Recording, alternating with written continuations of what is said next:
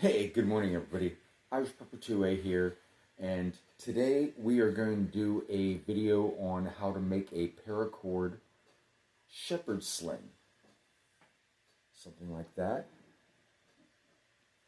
And I know there's been hundreds and hundreds of videos done on this, but I just want to show you my progress through making one of these. Now, if you don't watch the whole video, that's fine. As a matter of fact, I encourage you not to. But please watch the last few minutes of the video. Fast forward through everything and watch the last few minutes, because that is going to really reveal something important. So with all that being said, let's go out and make a shepherd sling. Alright guys, so what we're going to do is we're going to stretch out some paracord. I'm 5'8", so that's roughly fingertip to fingertip, 5 foot 8 inches. Mark it off again. 5 foot 8 inches. That's going to give me, just a little over 11 feet of paracord. So what I'm going to do is I'm going to measure out about 3 feet. Yeah, close enough for government work, right? I'm going to pinch that off here, and I'm going to come out about 4 inches, right about there, and I'm going to make a loop, about a 4-inch loop. Going to come back. The important part about this is keeping this pinched between your fingers, and I'm going to come back in. So now I have 2 loops here squeezed off.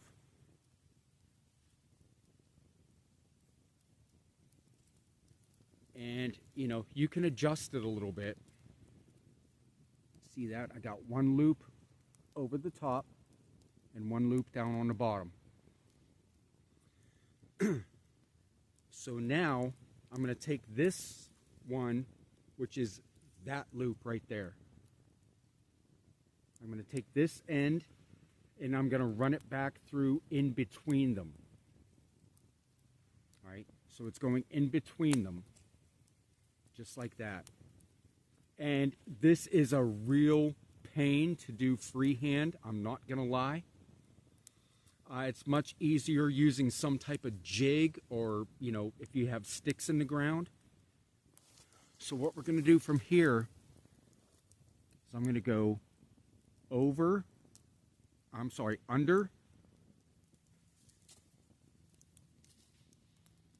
over, under, and over. And you want to keep all your loops adjusted. And the beginning of this is probably the most crucial. Once you get a few weaves in, you're going to be okay. Keep that all straight. Now I'm coming under,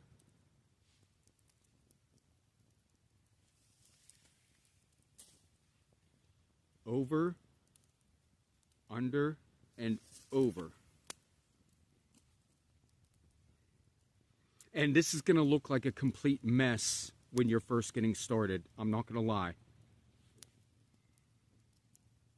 Let's make sure our loops are good. Keep that cinched up.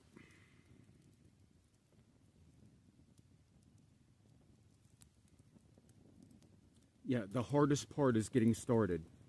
Once you get like I said, once you get a few rows in, you're going to be good to go. So now let's come back over that top.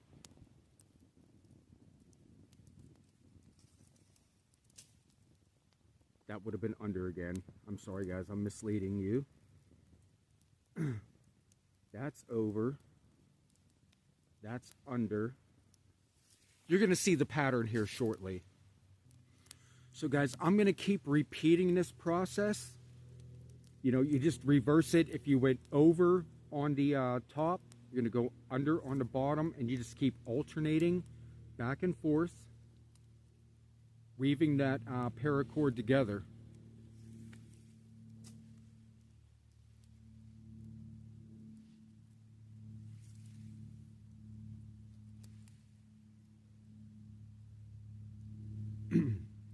And every so often, before you get too far, snug everything up, gather it down.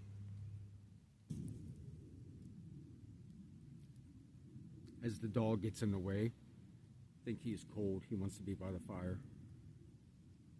And you're going to start to get a weave pattern that looks something like, whoa, gets something like that. So I'm going to continue weaving. I will catch up with you guys once we have this complete, and I'll show you guys how to finish off this pouch. Alright guys, so this took a little bit longer than expected. It took a lot longer than I expected. But after several redos, we finally came up with, you know, at least have the paracord pouch here.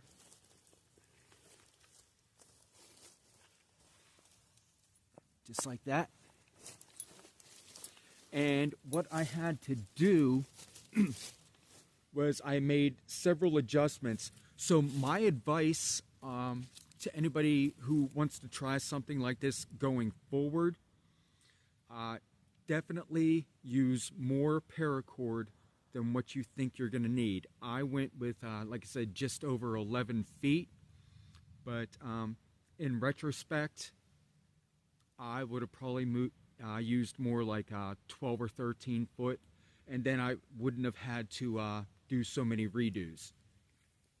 Because I ripped this thing apart several times and just rewove it. Then I just put a loop up here. That loop right there goes on your finger.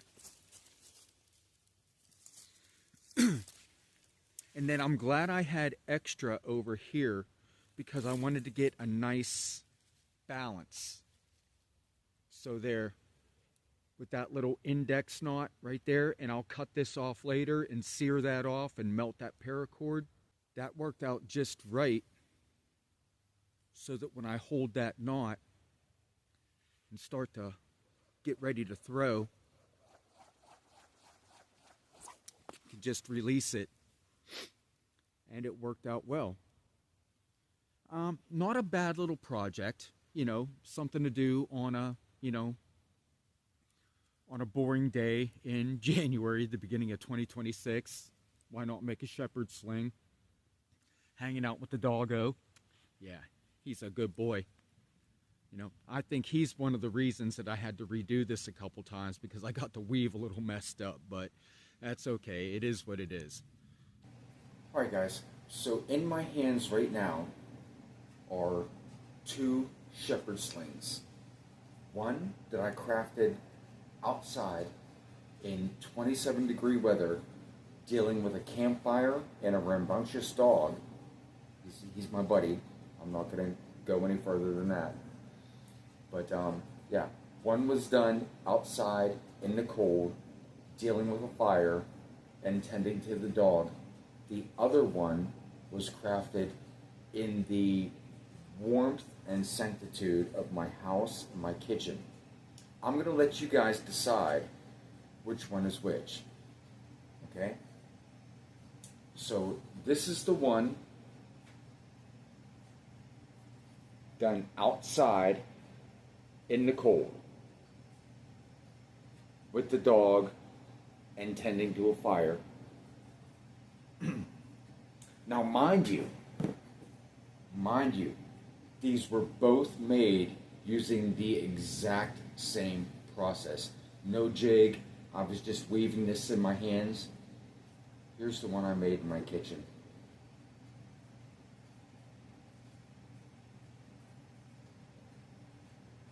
Let's get a side by side. Big difference, right?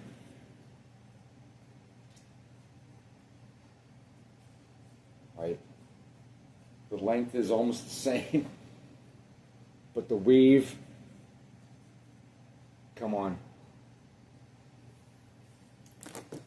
That is insane. So that is why I always stress to go out and practice. Practice what you are trying to accomplish.